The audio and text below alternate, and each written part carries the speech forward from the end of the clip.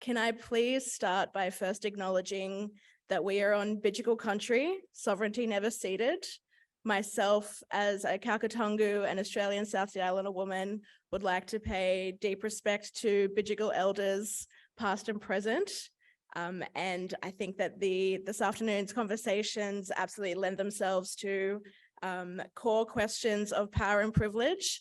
And everybody here is so lucky, including our audience that is online this afternoon, to be a part of what is going to be an incredible conversation. You're all very lucky to hear it and witness it. We have an incredible group of people that will be up here participating in that conversation.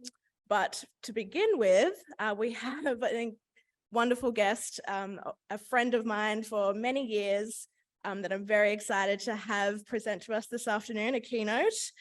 So to start off, can I please introduce Ellia Green to the stage to speak to us? Firstly, I have to thank my sister, Peta MacGillivray, for calling me up one afternoon. She said, Ellia, you would be absolutely perfect for this event coming up at our Diversity Festival at UNSW. Would you be keen? Without a second to think about it, I instantly knew that this would be an event that I would be honored to share the space with you all today. So thank you to my sister Peta and the UNSW community for being here today. I acknowledge that the land that we are meeting on today is the land of the Bidjigal people, and this is and always will be Aboriginal land. So I'm going to start off by telling you a story about a situation that I was in recently. I was walking to my car and I hear this man yell from across the road. He said, "Bulla," followed by, "You're Fijian, aren't you?" And I said, "Yes, sir." He then said, "What village are you from and what's your last name?" Pretty standard question from a Fijian. And I said, "Well, I was born in Suva and my last name's Green." He looks at me very strange, probably expecting me to say a Fijian village, not the capital of Fiji. And his face looked at me as if he was thinking, wow, that's a very white last name. He then said, "Wait a minute, you're not related to that rugby sevens player, are you? Ellia Green. You know, the winger, the green machine?" I just stood there and thought, oh man, where do I go from here? So I answered, "Yes, actually, that's my sister." Completely avoiding the long-winded story that would follow after that if I told him that that was actually me. So instead, I would like to tell you the real story today about me, who as a young kid thought that all of the things about me, especially my afro and my brown skin, was my worst enemy. But little did I know, it was actually my greatest strength.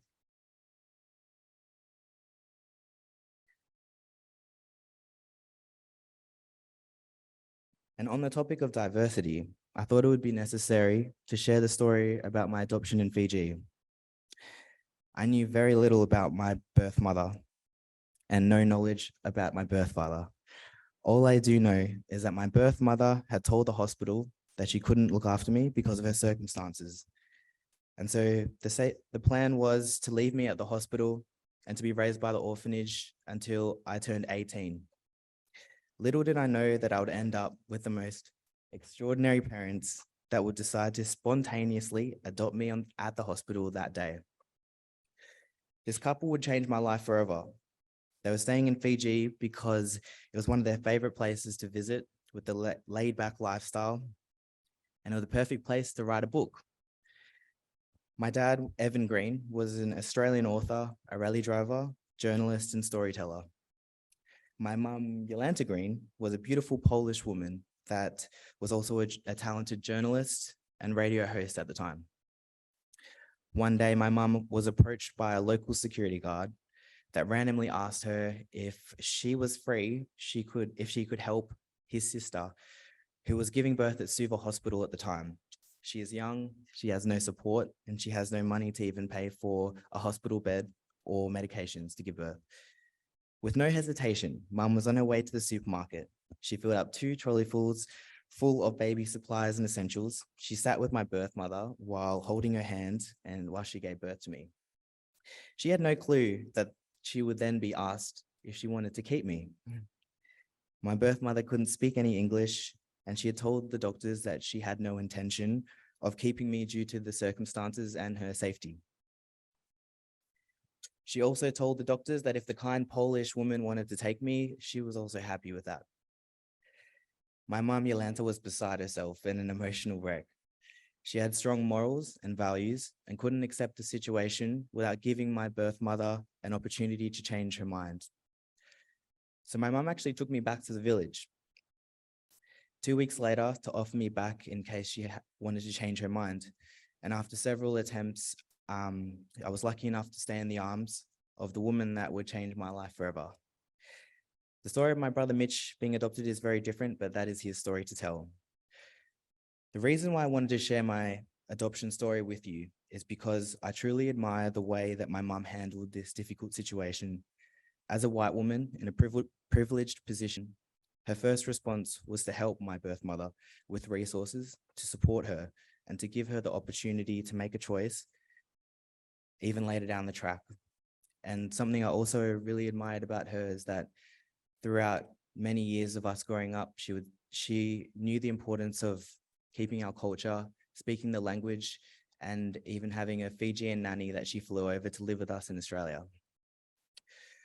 But soon after, my dad became terminally ill and he was diagnosed with prostate cancer and gave them no option but to relocate to Australia and receive the best medical treatment.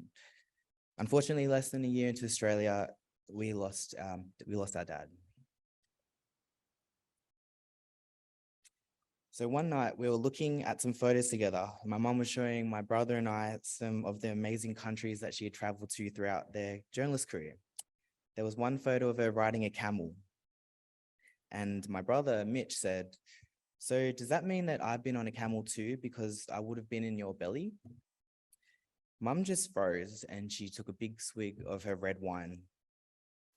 She then stared at both of us and nervously started telling the story of how we found each other in the most beautiful way. I had no idea that she was white and I was black at all. The only thing I knew that she was my mum and I was so lucky to have her. And unfortunately, my mum had a lot of trauma from abandonment because her Polish family members, including her parents, couldn't accept the fact that she had adopted 2 Black children. This trauma had stuck with her for a very long time, and I think maybe she thought that I would also run away when she told me that I was adopted. If anything, I just cuddled her even tighter because I never wanted her to believe that. She was a very tough Polish woman, not stern and not afraid to tell you what she really thinks. However, the only thing that she was afraid of was losing my brother and I. And starting primary school in Australia, it didn't take me long to know at all that I was different. I looked different, I felt different, and I felt nervous 99% of the time. I barely talked and I was extremely shy with maybe 1 or 2 friends.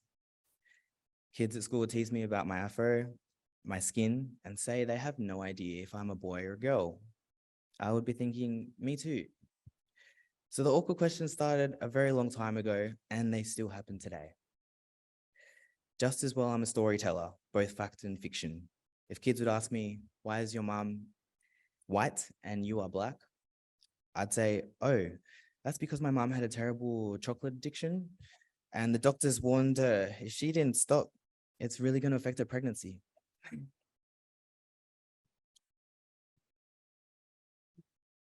So primary school prepared me for what I needed to change leading into high school. I would have to straighten my hair and I'd have to blend in as best as I can. By this stage, I'd realized I'm trying all things to fit in. In fact, it would drive my mum mad. All she ever wanted for me was to be me. She loved my hair and she loved my skin. But would she love me if I told her that my body does not align with my gender? How could I ever tell her that? How would I ever make sense of this to her? Just the mere thought of it would put me into a frozen anxiety snowball. So instead of risking the possibility of disappointing her, I'm going to impress her with something great. I found my love for running at my very first athletics carnival in kindergarten. Since that day, I decided that I wanted to become an Olympian. It would be something that would make my mum so proud. I just knew it. Not only that, it improved my confidence at school. And because the kids were impressed of me winning, it actually made me want to run even faster and win more races. Sport can give people hope. It can give people a voice. It can give people direction. And it has the power to bring people together and give people a place to belong. And that is what it did for me. Diversity in sport is not only essential, but it is what makes it better.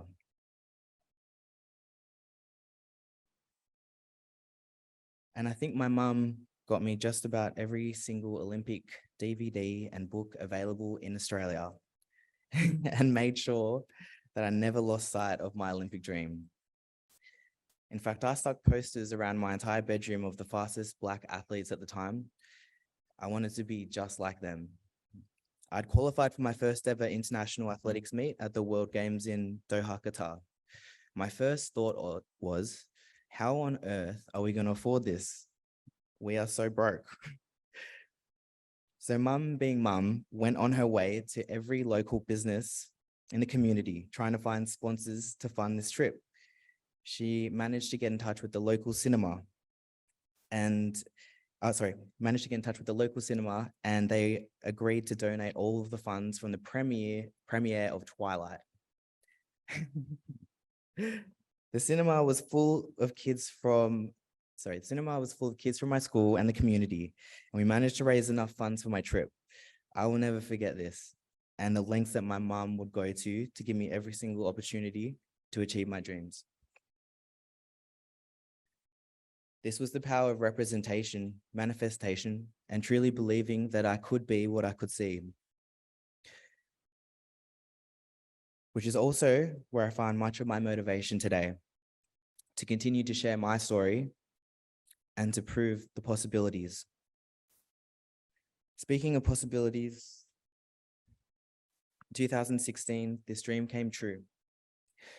There we were in Brazil, and my team and I had made it to the final and won the Olympic gold medal against New Zealand. I will never forget that moment of spotting my mum in the crowd with her enormous yellow sombrero hat that you couldn't possibly miss. We both had tears in our eyes, and I could see flashbacks of everything that we had been through together from the very beginning.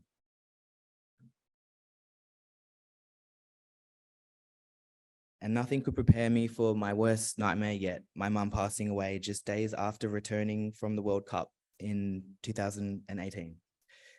I lost what felt like was the biggest part of me and my purpose.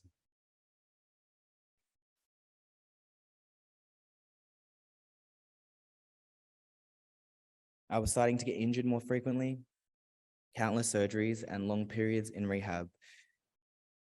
It was as though my body was telling me enough is enough. These moments was when I was forced to be still, is when I found it most difficult.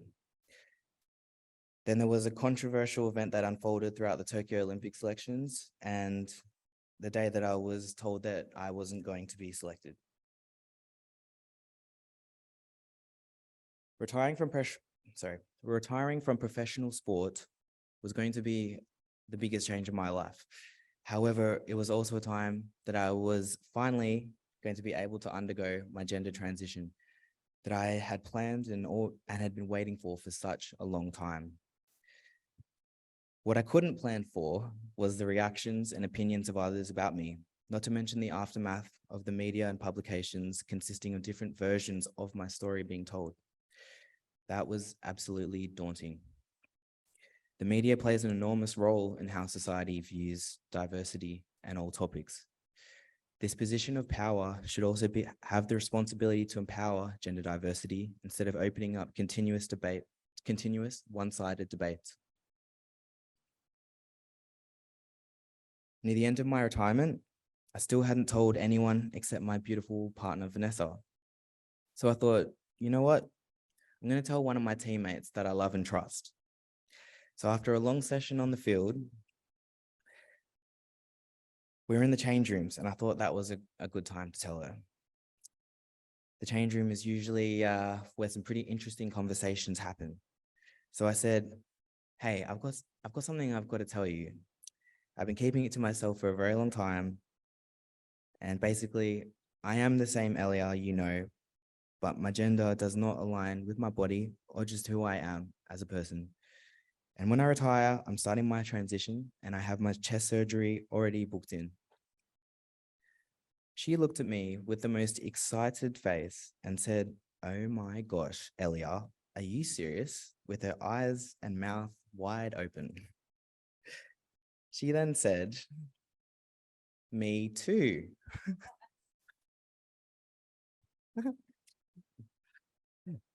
I just froze in shock. Yeah. And I said, wait a minute, really? She said, yes, I want to get a boob job because mine are getting saggy from all this running they're making us do. She had no idea what I was talking about. Nor did I have the energy to go into this long-winded, emotionally draining conversation. So this was when I realized, you know what? I'm just going to keep it to myself until you see me again, and you can figure it out then, because explaining this is just too exhausting. And more recently, in a workplace that I was in fact, the first job after my long career in professional sport, I was asked some of the most inappropriate and awkward questions I've ever been asked in my entire life. For example, so if you transition, does that mean you have a penis and a vagina? My response was, wow, that's a great question. Why don't you look it up on Google? Usually the first thing you would do if you didn't know something. Real change in diversity includes addressing the importance of implementing education and awareness strategies for gender diversity and policies in your workplace.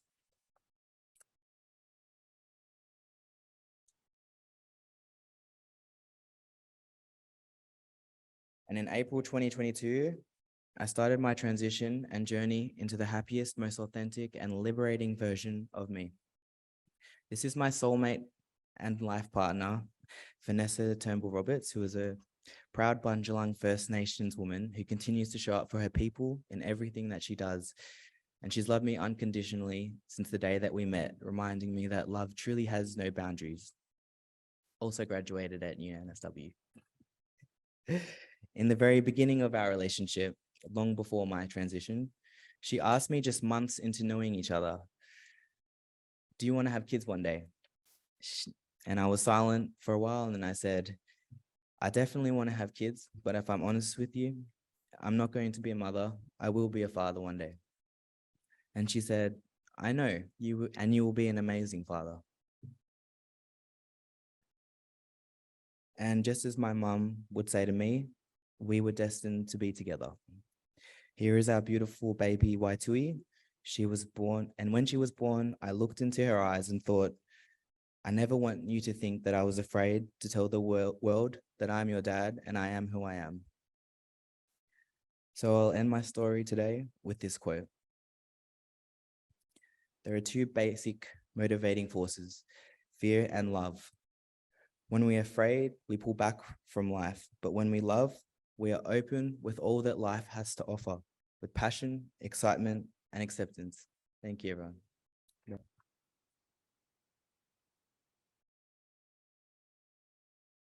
Thank you so much, Ellia, for sharing such an extraordinary story with so much more yet to come, which we can't wait to be, well, me personally can't wait to be a part of because we're friends, but everybody else will get to see. So you're going to be in that second chair next to me. Can I please invite the rest of our panel on stage to have this next excellent conversation? Can I please invite Melissa Golby, Osca Monaghan, Quinton Vea Vea, and Professor Jackie Leach Scully. We're all here. Welcome. Thank you. I'm having my Oprah moment right now. We've got a set of questions that really wants to, has the agenda of getting a bit deep, as us millennials and Zoomers like to do. But I've got some opening questions, and I thought that perhaps with the opening question, you could also each introduce yourselves and get the audience can get to know you. So if we could please start with Jackie. Does the term diversity hold personal meaning to you? Okay, you've really thrown me in it, haven't you? I wasn't waiting for that. I should introduce myself. I'm Jackie Leach Scully. I'm Professor of Bioethics here, and I'm Director of the Disability Innovation Institute at UNSW. I have been here, and that feedback is probably coming from my hearing aid. I'm very sorry, there's not much I can do about it. If you can bear with it, maybe somebody can turn the volume down. Maybe, okay. Does it have personal meaning for me? It's a really loaded question, I think, because I have, I've always been in multiple categories of people, of those categories that people look at when they think about diversity. So over the years, that has been as a woman, as a lesbian, as a disabled person, as a mixed race person, as a member of a religious minority group.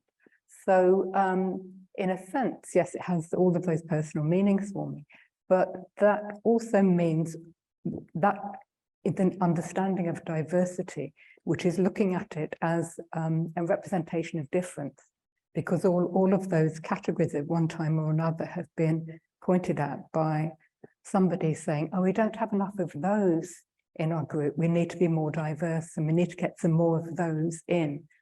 So yes, that's why I think it's a little bit loaded. Thank you. Quinton, can I please ask you to introduce yourself and also have to open up, the conversation, whether the term diversity has personal meaning to you? Yeah, thanks, Peter, and also well done, Ellia. That was a great story. My name is Quinton Vea Vea. I am a Bidjara Gungaloo and Australian South Sea Islander man, and I work here at UNSW, specifically in the Nirrigili Indigenous Centre for Indigenous Programs as a future students lead. And I was previously a student here as well. Personal meaning of diversity, to me, it's having obviously that representation through First Nations lens and Indigenous people in the context of this university. Again, I like you mentioned being a part of different minorities, so I'm also a queer man as well as Indigenous. So being a part of those. Sorry, I'm nervous. And I just got back from Canada yesterday. I just want to make that note as well. Nice. So I might just stare into the abyss every now and then. It's where I'm come from, and then into the big city. I think diversity is extremely important, and having that representation at the university, especially Indigenous people, is really, really important, especially in today's context right now. So it has a personal meaning to me because it's given me a lot of different opportunities, but how we approach diversity these days may be a bit different, and I'm sure we'll be discussing that a little bit more and in depth. Thanks, Quinton. Oscar. Same question. Yes. Hey everyone, my name is Osca Monaghan. My pronouns are they and them. I am a queer, non-binary Guyamitha lawyer and scholar. I'm also a mixed race person of color, in that in addition to being Indigenous, I'm also Chinese, Indian, and then English and Irish. And I'm new to UNSW. This is maybe week 6. I also work at Nirrigili as a lecturer. And at the moment I'm teaching a first year course full of some lovely students where we're learning about Aboriginal Sydney. But yeah, my training is in the law. What does diversity mean to me? I suppose like Quinton and Jackie, I'm also clearly a person with multiple intersections or multiple ways of like relating to that term. But at the same time, I don't really consider myself a diverse person or whatever that means. And I suppose I hold a little bit of resentment around it as like a framing, which I'm sure we're going to get to. But at the same time, it's such a complicated question because its importance resonates with me. And there are so many parts of Ellia's story, which as a queer trans person as well, I was like, yeah, I feel that. And that phrase or the term of like, you can't be it if you can't see it, was definitely true for me as like a little queer Black kid growing up in Cairns. So really complicated feelings around it. And whilst I have various critiques of diversity, which I'm sure we're going to get to, I also just want to underscore all of that with recognition of the important work that diversity is trying to do. And I'll just foreground everything that I might say in the coming discussion, that it's coming from a place of love and a desire for us all to kind of move better in like solidarity. Thank you so much, Oscar. And that's a really good moment to explain to the audience, both in the room and online, and for those watching the recording, that if there's any generosity that will be given in this discussion, it will be to the people on this panel, and that we are respecting those views and to acknowledge that that's the place where it's coming from. So we ask the audience to show that respect. Mel. I'm Mel. I'm a student at UNSW. I'm doing law and I'm doing my honours thesis for my arts degree at the moment. That's really fun. I'm autistic. That's about it. And so diversity to me is a bit of a weird one because I look at things quite black and white. I can see the value it has, but I can also see how it's really selectively engaged by structures and institutions to preserve the power that led to the need for diversity in the first place. I've got nothing to lose. It's great. I'm just no, that's why none of us would be here without students, and it's the reason for the season. So thank you. So Ellia, we've heard your wonderful introduction to this afternoon's conversation. So I have a different question for you, which is, and we've had some of the, I suppose, the teasers to that conversation, which is something that says we need to be doing more, we need to be pushing further, and you are somebody who can really contribute an important thing around that. So my question is, how can we be pushing this idea of diversity further? What needs to happen? What needs to change? Thanks for the question, Peta. I definitely agree with Oscar, what they said about and acknowledge that there are efforts towards organizations and society trying to be more diverse. But if I could critique one thing, it would be to understand and acknowledge that there is diversity within those subtopics of the people. Like, when I say that addressing diversity for trans people is not an umbrella solution. I often get asked the question about what are my thoughts on trans women participating in elite sport. That have to be the number one question I'm asked, and I can't really answer that because I would never speak for something that I'm not myself. It would be inappropriate. And whilst I might have my views on things, it's just wrong. Like, I wouldn't speak for Indigenous people. I would only stand with them and next to them always. So I think that that's something that could definitely do with improvement and be analysed further into, okay, if you already are diverse, who are the voices that you have in addressing these issues? Are you inviting them all to the table, or is it just one type? You know, and that category needs to be a lot deeper in order to develop real policies and real change in diversity. Thank you, Ellia. And building on that, I wanted to turn back to something that you said, Oscar, which I think goes to this question of what are we trying to achieve through diversity initiatives what is it doing, what's it not doing? And I think the question about representation and the function of that in so much of creating change is part of that. So, Oscar, my question is, from your perspective or your view, what is the goal of initiatives which focus on concepts such as diversity? Well, I think diversity's goal is well-intentioned. So I do actually think that our efforts at diversity or improving representation are coming from a good place. So I think perhaps the question could be reframed to what are we actually doing, or what is happening whilst we have that goal.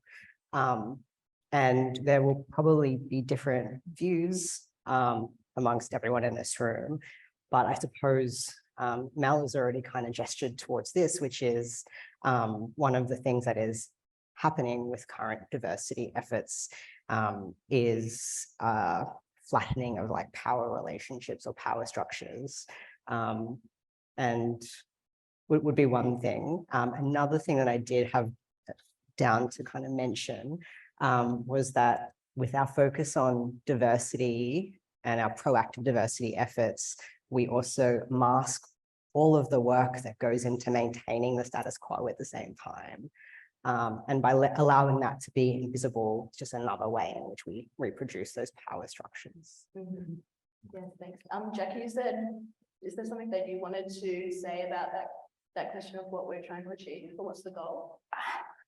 I think I'd come at that a little bit sideways and say I think that there's a reason why you have equity, diversity, inclusion put together. It's not just a random collection of nouns, because one without the other two it doesn't achieve any of those goals that we want to aim towards, which is a more equitable society, a more possibly a more harmonious society, but a safer society, all of those things. If you can have a very diverse group, organization, and feel, to be honest, quite smug about it, because you've ticked all the boxes. But if you're not looking at those power differentials, and if you're not looking at the representation within them, then things are going to be unequal or inequitous. Diversity is not the same as inclusion. And there are different boundaries, if you like, that have to be put around inclusion or inclusiveness in different organizations in order to achieve the kind of diversity and equity that you want, and so on. So I think it's difficult to talk about the goals of diversity without actually having all of those together and talk about the goals of all three. Very good point. And so would you be able to tell us a bit about those efforts here at UNSW that you may have been involved in as a senior member of the UNSW community, as a professor, and your work in the centre?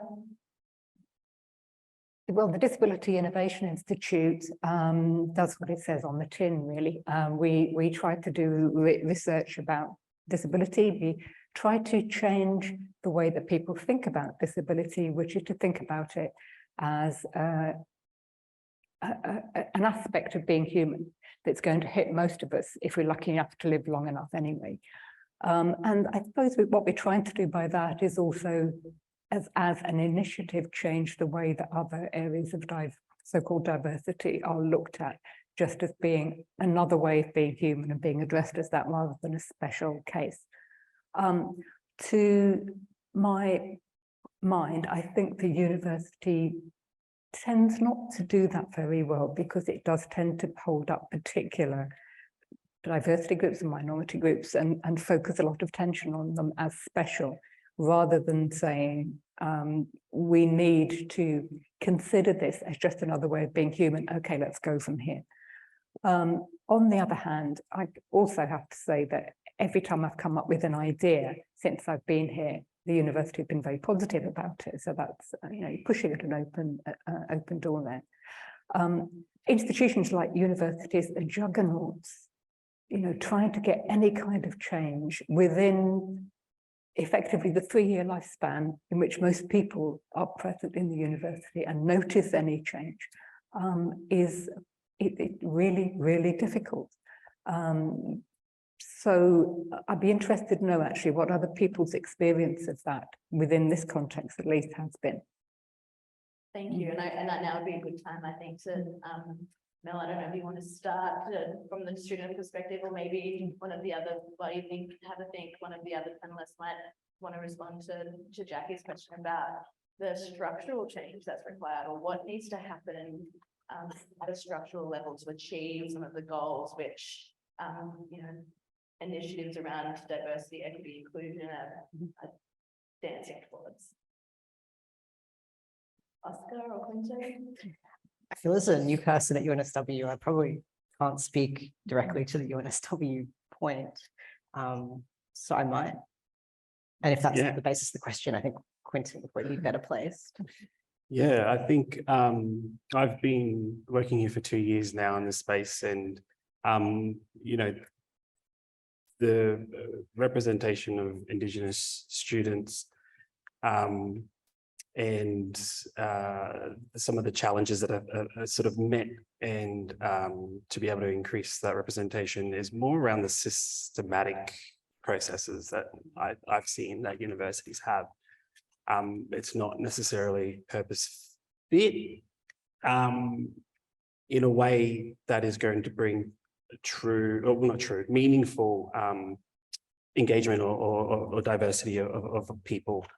And I think there could be other ways of thinking or measuring diversity beyond numbers game. You know, that the university could be thinking. I've worked with some faculties around that, and some faculties are already doing some amazing work. But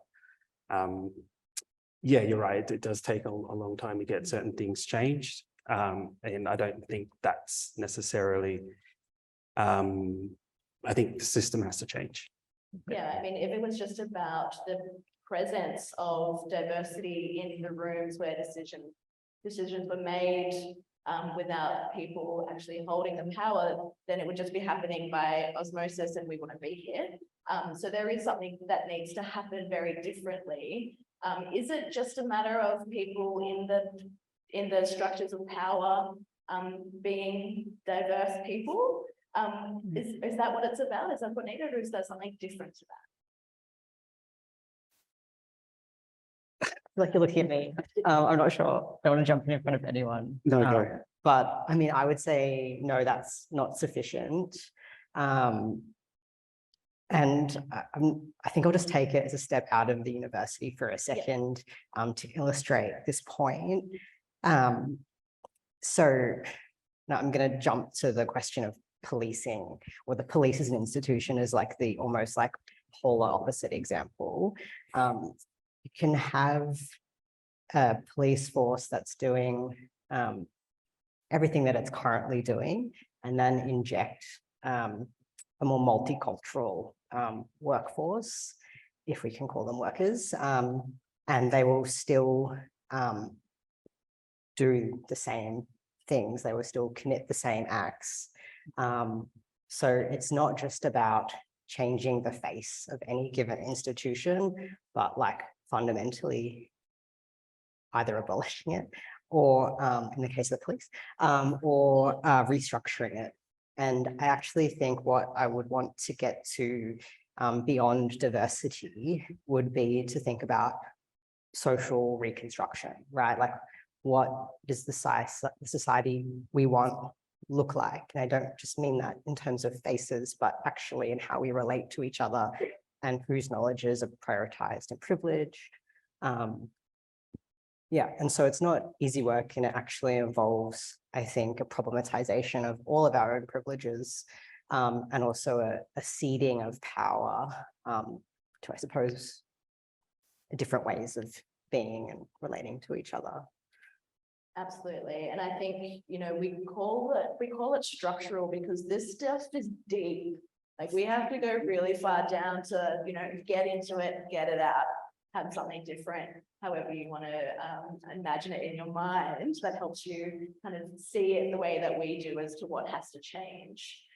Mel, if you're okay to talk about your experience as a student, I think that particularly your honours thesis, which you're in the process of conducting your project now, tell us about your honours project and if you like your experience as a student here, these questions that we're talking about. I can pretty safely say that every week I've been at UNSW has made me think I should have listened to my dad and been a builder instead. I would have been a really great builder. So I have almost been kicked out twice and now I'm doing honours. So it's a bit of a weird experience.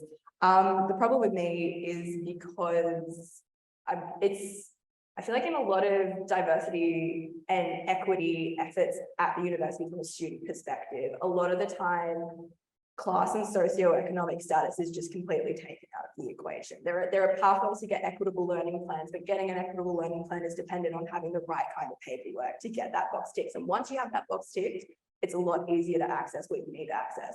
I don't have the paperwork. I can't afford to get the paperwork, so I just don't have it. And I have to just figure it out along the way. And so what you end up with is the people who make it through are people who are either just like really emotionally tough or like have other intersectional privileges. And so it's a really isolating experience, especially when you share it with other students or share it with teachers and they're like, oh, that shouldn't happen because special comms is a thing. And you're like, I know it's a thing and I keep turning down from it because I don't have paperwork for what happened. And so it's really isolating. You asked about my honours thesis though.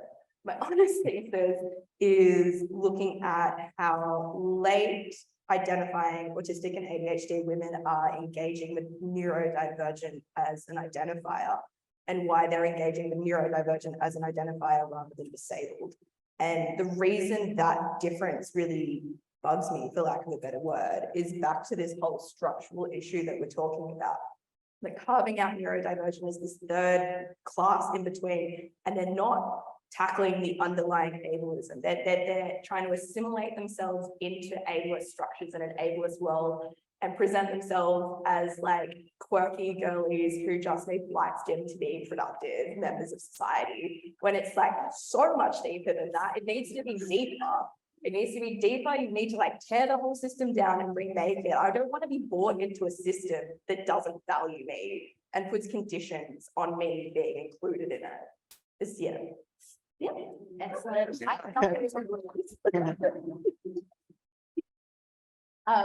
And thank you, because that segues into a question that I want to ask, which is what aren't we talking about when we're using concepts like diversity, equity, inclusion? What aren't when we're talking about structural change that's needed? What do we miss out on when we take this path instead of something that we did? Maybe we'll just let that one hang there for a minute, because I want to come back and get views on that. But Ellia, I think I would love to hear from you about what you see as from the sports perspective, working in these big institutions of sport, the Australian Olympic Committee, Rugby Australia. Not asking you to say anything about that necessarily, but from your experience, where does the change need to happen that's something greater than what we've got now? Many points that the panelists have spoken about already have brought up many similar circumstances in terms of where does the recruiting happen for Australian rugby players and their model of diversity. Actually, and this is not me at all running down Rugby Australia. I'm disclosing that.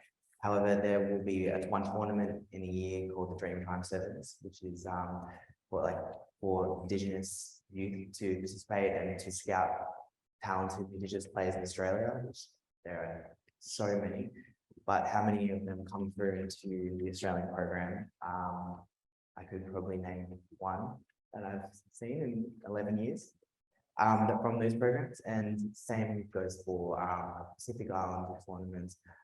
There are actually in Pride ones that I know of that Rugby Australia has hosted, but in terms of actually meaning diversity in your organization is a lot more than a ticker box approach. If I'm going to have one tournament a year of for Indigenous or for Pacific Islander, And when we talk about structural change, it's not going to change when much is focused on private schools in Australia and Sydney. You know, like you were saying, there's such a niche of players that come from private schools and rugby union, and it's different rugby league and AFL and amongst all sports, I'm sure.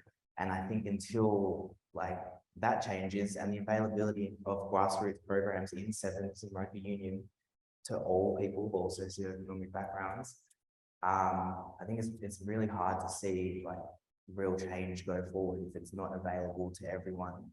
And people at the top in privileged power positions aren't looking at it either. Thanks, Ellia. I want to join some points together now that we're hearing, particularly around the lack of representation that we see in every institution, including our lawmaking institutions. You know, the class point that you made, Mel. And so going back to that question about what aren't we talking about when we, you know, are using concepts in the discourse of equity, diversity, and inclusion. I mean, one thing that jumps to my mind is that we're not talking about decolonizing and all of these structures that we're talking about, but you know, we're in a university, and I think for us here, we can sometimes lose sight of the fact that it is a colonial institution deeply embedded in the production of knowledge, which continues to support and endorse the ongoing occupation of Indigenous lands. So that's probably the massive elephant in the room for me, and like the dominant power structure that I'm always kind of thinking about. So there's one. Another would be social justice, which I also think is potentially a more radical concept than diversity or inclusion, because it requires us to think about power and what justice is and what it looks like. And I suppose when I think about inclusion, I'm thinking about inclusion and what, like, do we want to be included, and to what end? And then I suppose when I think about diversity, I also turn my mind to the way in which the concept of diversity contains within it an image of the norm, which in and of itself is it's excluding anyone who's not white or middle class as like a starting point, or you know, abled, or et cetera, et cetera. I do like the term equity. One of my questions that I floated with some members of the panel was one of bang, marry, kill, equity, diversity, inclusion.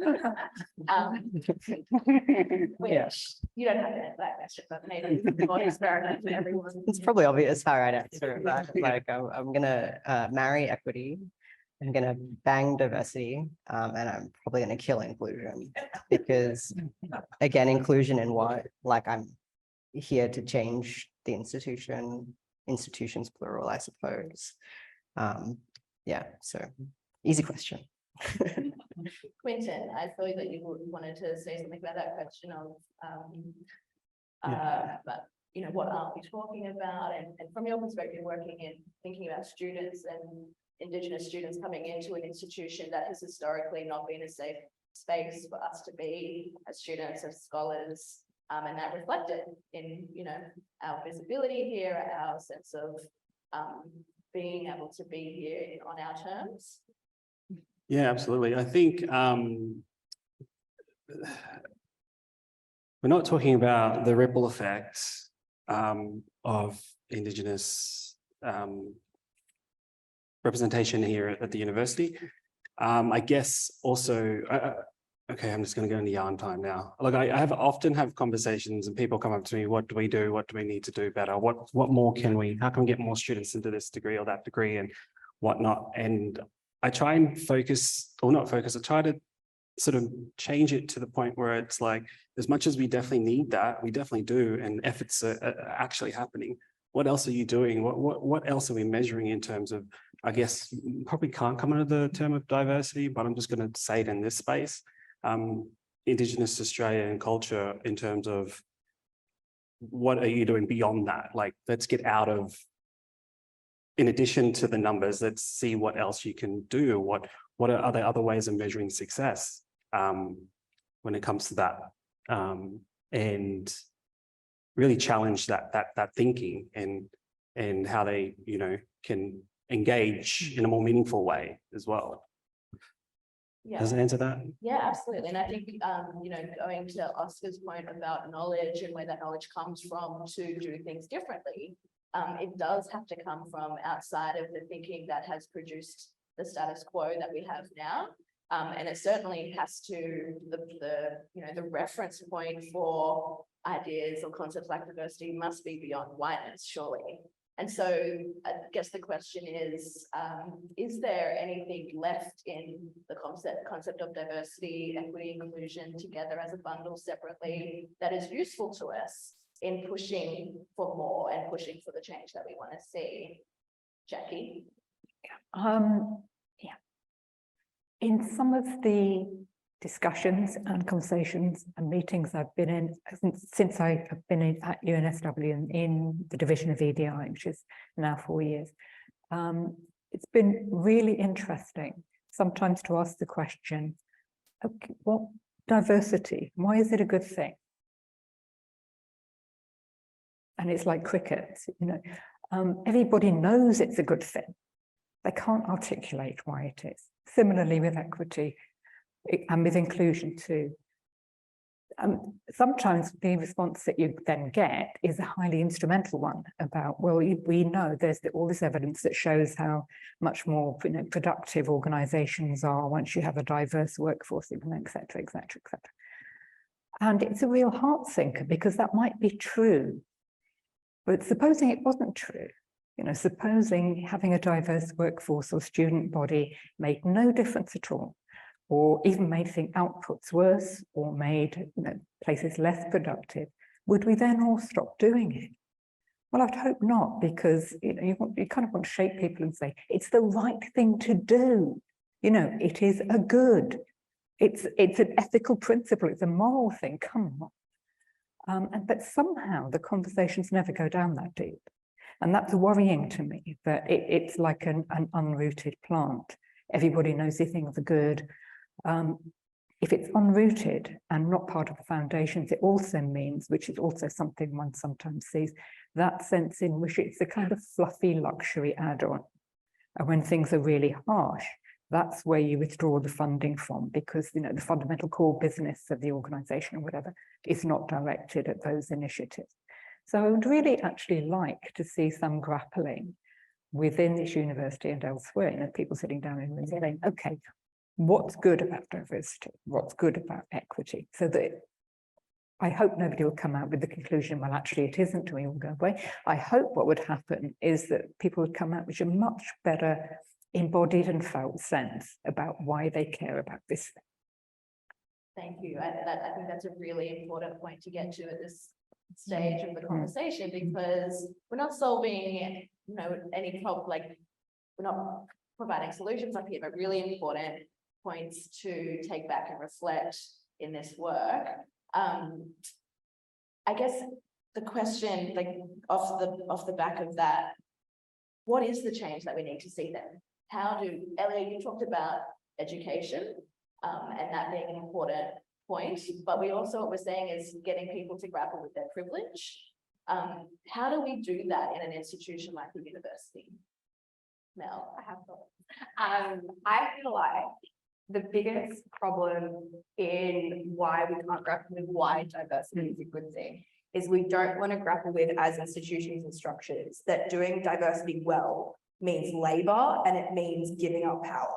And we're not comfortable with that. And I feel like what it feels like, as from like a student perspective, is you open the door enough to let in your like diverse person, and their acceptance feels conditional on them then doing the labor of diversity and changing structures for you. That's not how it works. You made the stupid system, like you fix it. Like, not our job. Like, all our job is is it's enough labor to like share lived experiences and be like, this is what needs to change. It is not then our labor to go do boring HR policies. Like that is someone else's job. Someone's getting paid a lot of money to do that. To do it better and listen to our great opinions. But I don't want to put policy. Absolutely. Thank you. Thanks, Mel. And I think, you know, you're touching on this idea, a concept which is equally important in all of this work, which is accountability. And thank you, Jackie, for your reflections about here in UNSW from your perspective. And I guess the question is, if the goals of diversity, equity, and inclusion initiatives are not being met, why do you think that is? We've talked a lot about that. But what is the responsibility of the institution to do more, and how do they do it? How can we achieve that? I know it's a big question, but let's see if we can explore that a bit. And maybe it's in reference to some of these other more corporate motivations or tools which we see these initiatives dictating, and so it's a hiring and firing approach, or are we wanting to do something different here? I mean, I suppose one responsibility that I can think of is a responsibility to the people already here, as well as responsibility to those yet to come to make this place safe. I have not been at UNSW long enough to comment on that, but we've heard from Mel about some failings. And I have two thoughts about that. One is that we don't necessarily, I'll get in trouble for saying this, we don't necessarily need to wait for the institution to catch up as people with power, because we all have a degree of power. I don't know how many other lecturers there are watching this, or tutors. We don't have to make students jump through hoops, particularly when those hoops are often very difficult. So that's one way, I think, one responsibility I think we have is to keep it safe, and then we have a responsibility to think about how we as individuals can do that, recognizing that structural institutional change is going to take a long time, and we have to start now. There's a second point that I'll just make, which is the university also has an obligation to the wider community, to the Indigenous community on whose land it sits, but also just to the wider community in general, given the amount of public money that's here. Not that I think that's a question of money, but that's one way of justifying that obligation. And so we need to think about who's, that classic line of who's included and who's excluded, and try to make it, make sure that there are pathways here. And then that we're receptive to listening to those voices once they're here. Absolutely. And I think going to Jackie's point as well about the grappling that needs to happen with the ideas by individuals in their micro work, because what you do in the micro, you achieve on the macro. So it begins with each person, each professor, every head of school, every course convener, thinking about what that looks like in their core business, and then being able to reflect that in the core business of the entire institution. Going to your point, Jackie, about resources. And the, you know, what we put resources into is what gets done, what gets measured, what's held accountable for. So doing that in a more systemic way, perhaps. I've come up into this seat without any sense of time. Didn't bring my phone, don't know what time it is. How much time can I come? 4. Is it? What's the time? It's 4 o'clock, right? We've got ages. All right. So I want to, I suppose, then think about what can we be doing here at UNSW? What can we be doing at a community level? I really want to hear now from, I've seen lots of you taking notes and I suppose your ideas and what you want to say, because you have the stage and you have the space. Me. Anyone? Quinton, go. What can we be doing as a community? I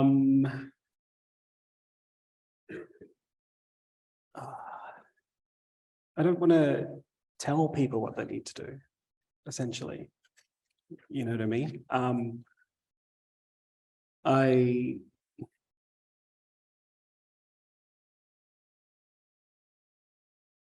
One of the advocacy organisations that you're involved in is Black.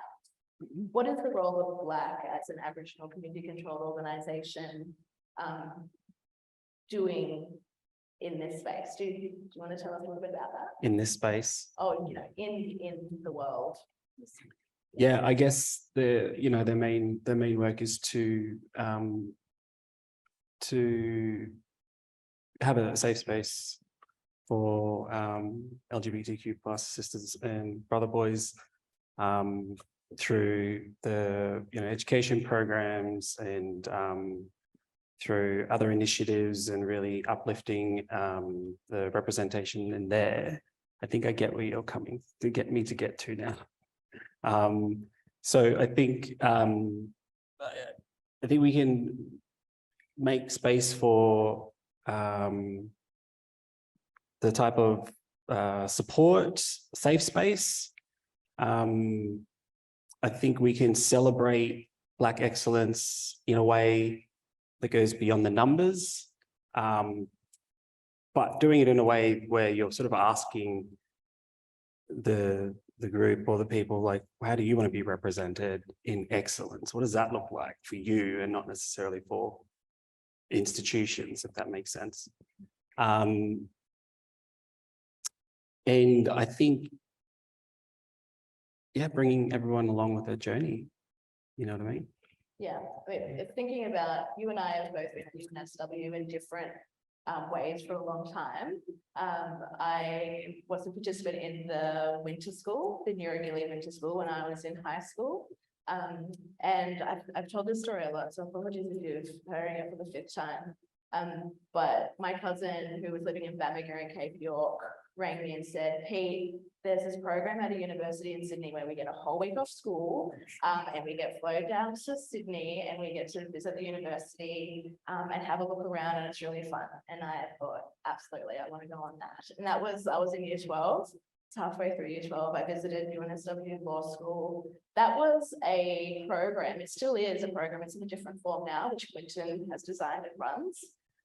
Which is about accessibility, about providing opportunities and building within the institution an acceptance that is what it takes. It takes resources, it takes commitment, and it takes the leadership of Indigenous scholars, academics within the university to do that work. And then it's up to Neurogilly to decide what diversity looks like, what equity looks like, what inclusion looks like, because that community understands the needs of that community. It was when I came to UNSW as I did the pre-law program. So we were thinking about structural steps to allow someone like me to be up here today. Where this is long-term work. I did the pre-law program as a 17-and-a-half-year-old, terrified, hundreds of kilometers away from home, but did it, and then was able to get an offer to UNSW Law. I had around me Aboriginal women scholars who I looked up to, felt connected with, that sense of belonging that you talked about earlier. All of those things were so important to what it takes to be up here today. And then in my experience in the law school, incredible mentors, non-Indigenous mentors, because, I guess this is the limits of what we can achieve. There's still more to do. But the mentors that I had were exceptional and supportive and part of a team of relationships between the law faculty and Neurogilly, which does its absolute best with the resources that it has and the leadership that it has to create those pathways. And I think we've got that right in the undergraduate program, I think you'd say, Quinton, but certainly a lot more work to do around postgraduate opportunities. And that's, I guess, for me, that's the next phase of what we need to do in this institution for all of the communities of people that we've talked about on stage this afternoon. But when I think about questions of reform, it's always, what are the parts of the system that we need to keep, protect, keep looking after, and what bits don't work for us and need to go? And I think, thinking about what bits need to go is the key thing for me now.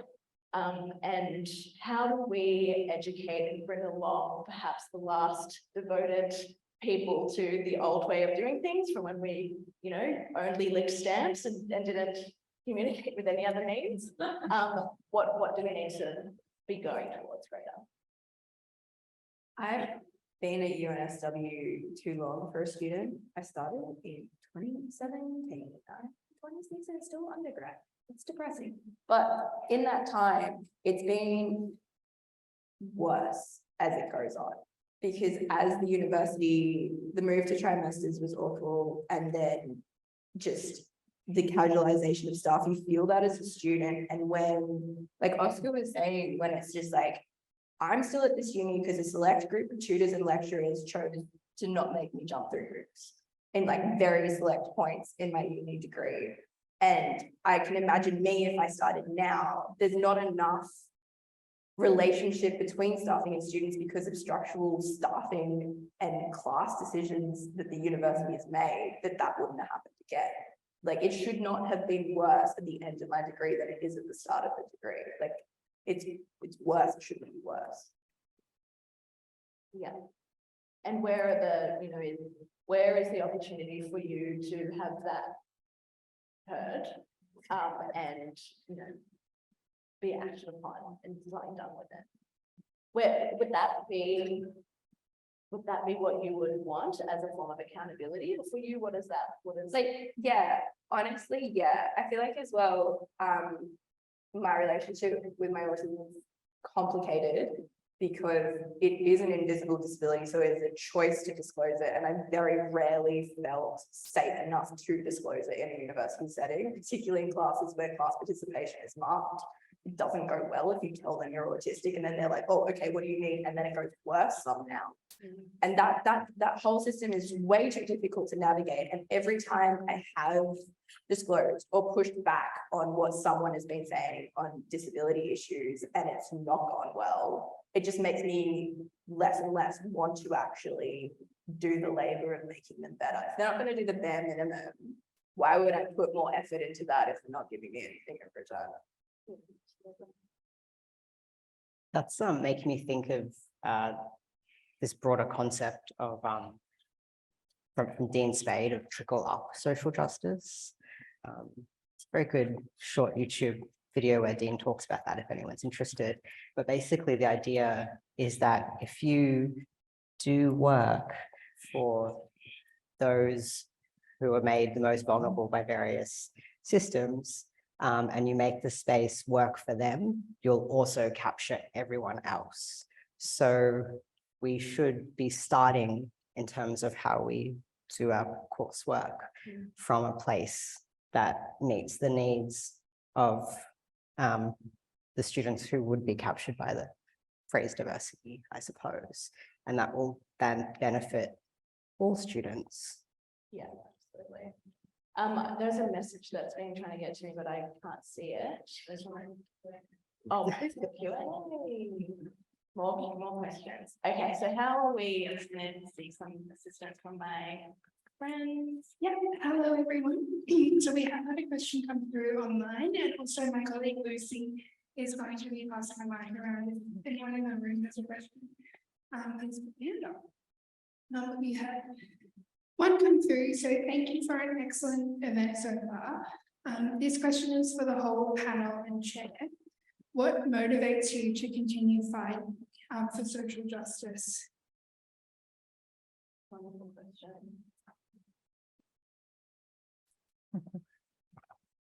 That's a big question. Thanks for the question. Very important. I think what's always motivated me from the very beginning as a child was to prove the possibility, and to show that there is potential, and there is always a chance for you to be whoever you want to be, no matter what boundaries there are or people telling you that you can't. I just always want to push to show that young Ellia, that young trans kid that is so afraid to leave the house, or afraid to be who they are. that they feel like they can leave the house, they can actually become the CEO, they can participate in sport, they can do all the things that they wish they always wanted to do. And that is what motivates me to share my story and to make a change, even if that means putting myself in a firing line in some situations when talking about certain topics. I'm willing to do so in order to strengthen the life of someone else.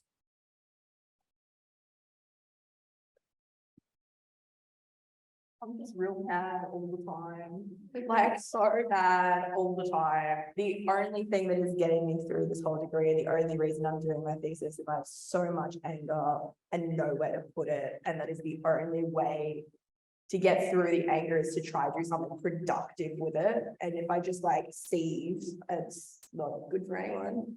And I may as well do something with that feeling. Absolutely. Thanks. And it's like totally right to be angry. Yeah. Thank you for the question. And those watching online. For me, the answer is, I guess, a bit of anger, but also I think when the alternative is apathy, then continuing to fight is actually just wanting the part of myself that I like the most to survive, which is the part of me that cares. So yeah, that's how I would answer that question. I just want to disrupt, to be honest. It's you know, I've done a few programs outside the university in terms of Indigenous leadership, and it's really, you know, really uplifted and taught me just to really stand my ground, essentially.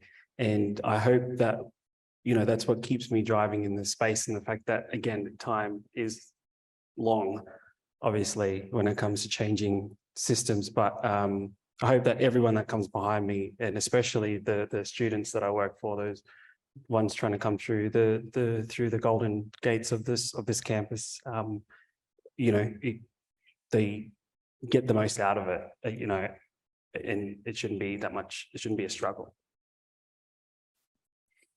I mean, I think I've been doing the social justice thing now for a bit over 4 decades. So I know it's unbelievable, kind of, you know, still I have. And I grew up and was a young woman, an adult, in the time when everything looked as if it was getting better and progress was happening. And you could see that trajectory going on, and it was fantastic. For everyone, not just for women, not just for disabled people, not just for lesbian and gay people. And I kind of thought when I got to my stage that I could kind of retire from the field and not have to do any of this stuff anymore. And it's been very clear how in the last few years that has been going backwards for so many groups of people. And that I'm not easily aroused to anger, but it does get me going. And it also makes me feel very tired and depressed that you have to be doing this thing over and over again, and it's as if societies just never learn. But perhaps we kind of have to take that as just how it is, and accept that there are times when the struggle is going to make advances and things are going to go well, and there are times when it's just about holding the ground. And you have to put the same amount of energy into both of those. So that the thought that I could contribute, at least to holding the ground, is something that does continue to motivate me into my 6th decade. Thank you. And for me personally, the answer to that question is black humor, like just how funny we are as a people. Because one of our favorite expressions is, if you don't laugh, you cry. And honestly, that is the way that we sustain the energy and the spirit to do what we do day in, day out in institutions that really want to erase our difference and our voice. So for me, it's just been really funny. Yeah. Next question. Do we have another question from the audience?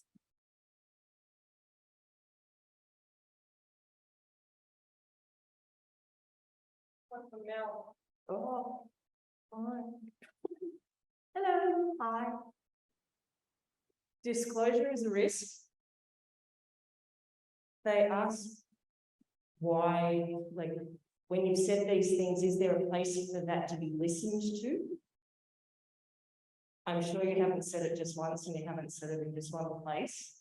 And yet there are student surveys and things like that which get nonsense answers as opposed to these real answers. Main thing is, why have you chosen to disclose so loudly here? Because Izzy told me to. I trust Izzy. Trust No, I trust Izzy. No, I wouldn't have done this 6 months ago. Like very easily would not have done this 6 months ago. Honours has been really big for me, and my honours thesis being so personal has been really big for me. And I'm going to embarrass Izzy. No, Izzy's been really big for me because other autistic person living in the same sort of institution, like it's been really, really big after a lot of years of just being exhausted and isolated. Yeah, that's the answer. And what's different from 6 months ago to me? I've thought about it all really deeply and actually given myself time and space to think about it all really deeply, and being in spaces where the conversations have gone well is more like honors was a really safe space. Honors was a really productive space to disclose in, and yeah, it's just a really productive space to disclose in, not just a safe space to disclose in, but a productive space to disclose in. What makes it productive compared to the unproductive spaces? Because they actually heard what I was saying and took it on board and trusted that what I was saying was true. How did you know that you heard? And how did you know they took it on board?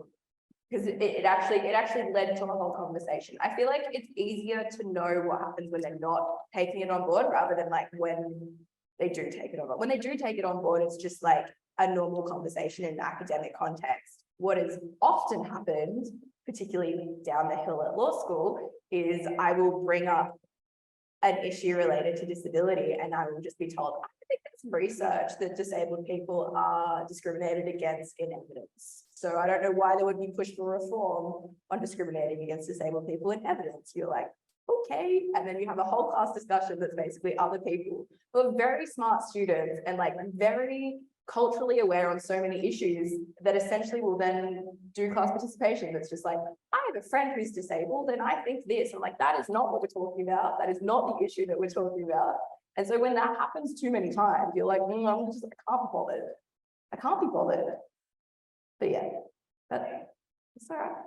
Thanks, Mel. That's really important and a generous insight to share.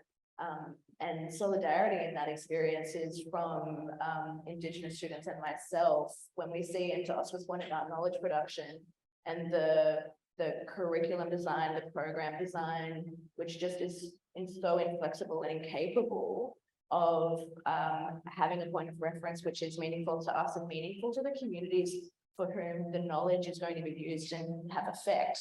So, you know, one of my colleagues, Samantha Rich in the audience, a graduate of architecture from UNSW who did Sam's honours, masters with the Darwa Elders group as part of the UI Narrowly partnership and really shaping what that is for Sam as a Wiradjuri architect student, but also for the community for whom you're working in partnership. And so it sounds as though the process of your honours has maybe unsurprising to you, has created this way to kind of reckon with your experience in producing the knowledge, but also in a way that didn't work before. Yeah, 100%. I feel like also being autistic, like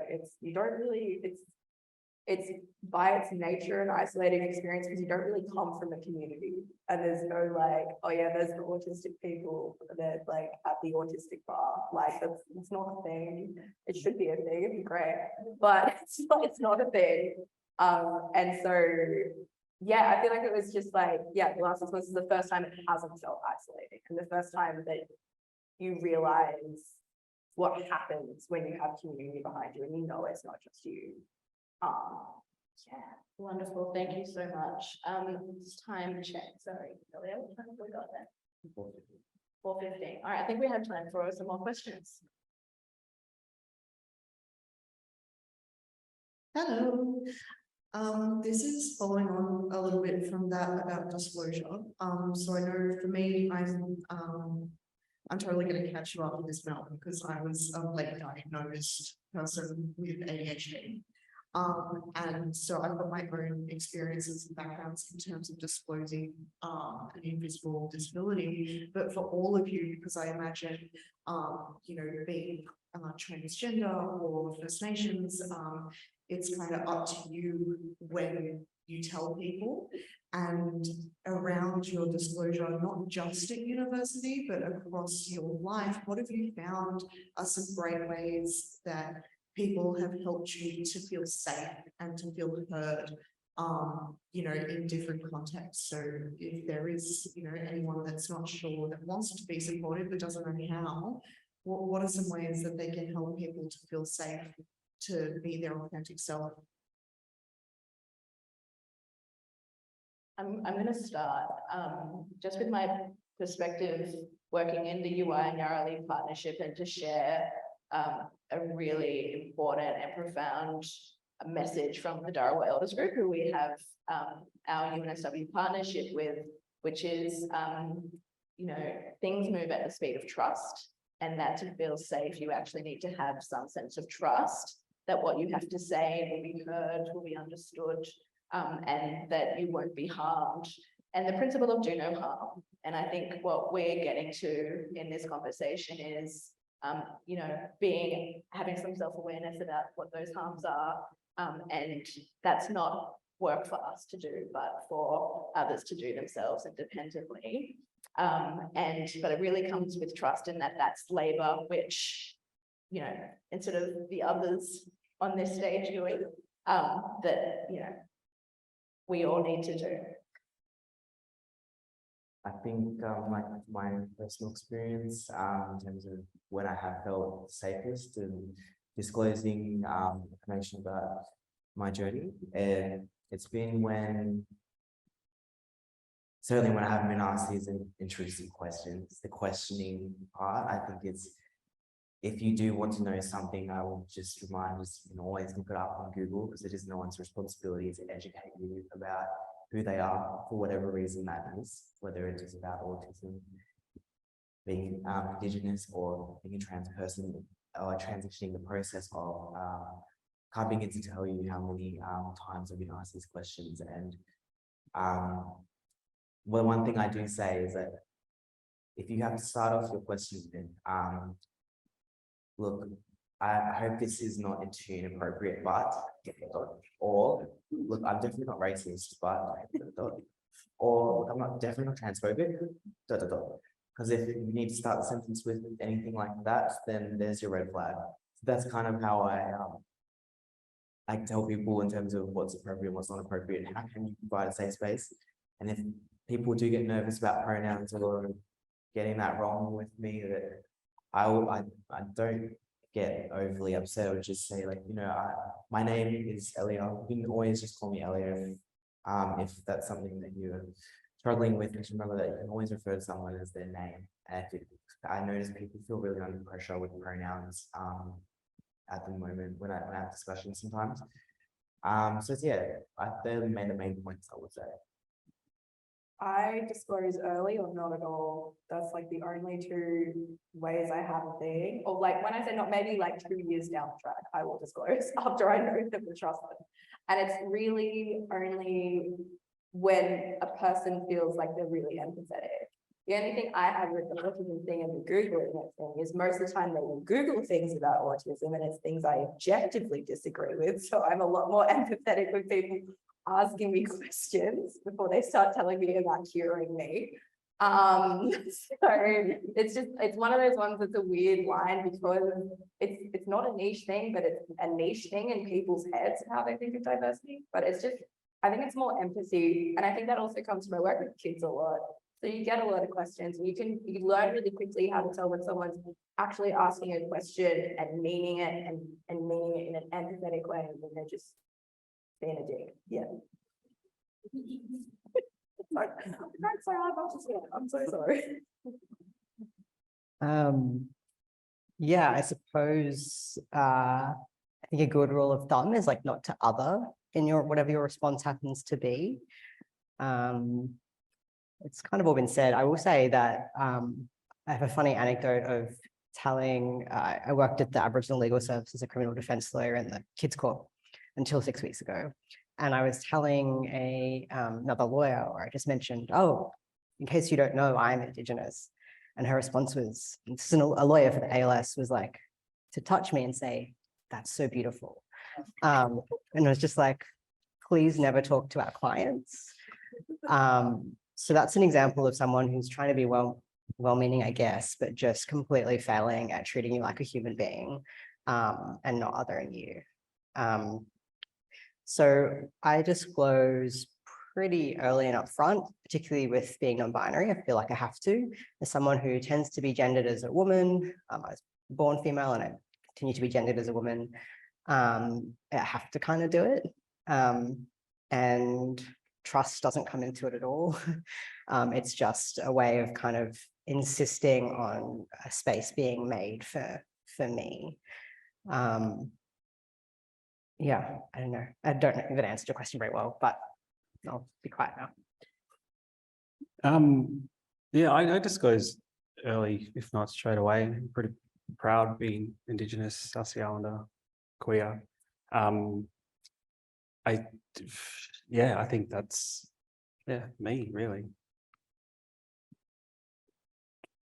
I disclose where it's useful. And that usually means telling people about hearing impairment, because it's pointless being in a conversation where I can't actually follow what people are saying to me. I disclose about my sexuality the first time I say she about my partner. You know, I tend not to make a big announcement about things, but just it tends to come out in the course of events, which is, I think, is kind of how it should be generally. There are circumstances when you do have to make a big announcement for a particular reason, but not always. I think one thing I would say, which is distinctive of disability, I don't think it happens to other marginalized or diverse groups, but I'd be interested to know if it does, which is the point somewhere down the line where somebody says to you very, very positively, you know, I never think of you as disabled. And it's an interesting one, because I know they mean well. You know, it's friends who say this, or members of the family or something like that who say that. And just my immediate response is usually in the past was to smile prettily and kind of take it. Nowadays it tends to be more, you never think of me as disabled, because I am working very hard to make sure you don't notice, or to make things easy for you. And I think that does make disability of different kinds distinctive in that sense, that it remains something which people can be, most well-meaning people can be quite open about. It would really be better if you were not that.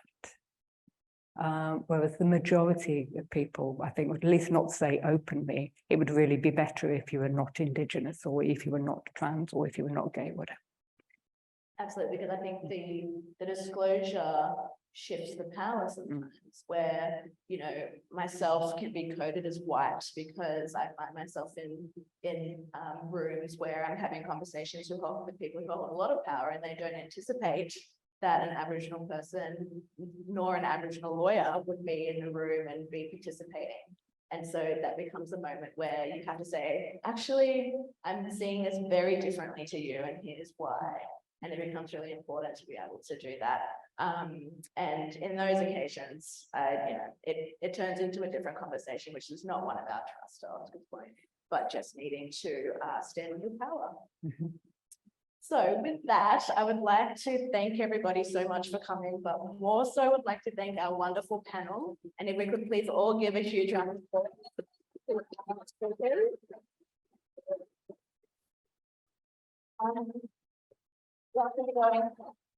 I would also like to thank Izzy so much for organising this event for us. And also the Division of Equity, Diversity and Inclusion for having us and being included in Diversity Fest 2023. Thank you so much to everybody in the unit and everything you've done to bring the festival together.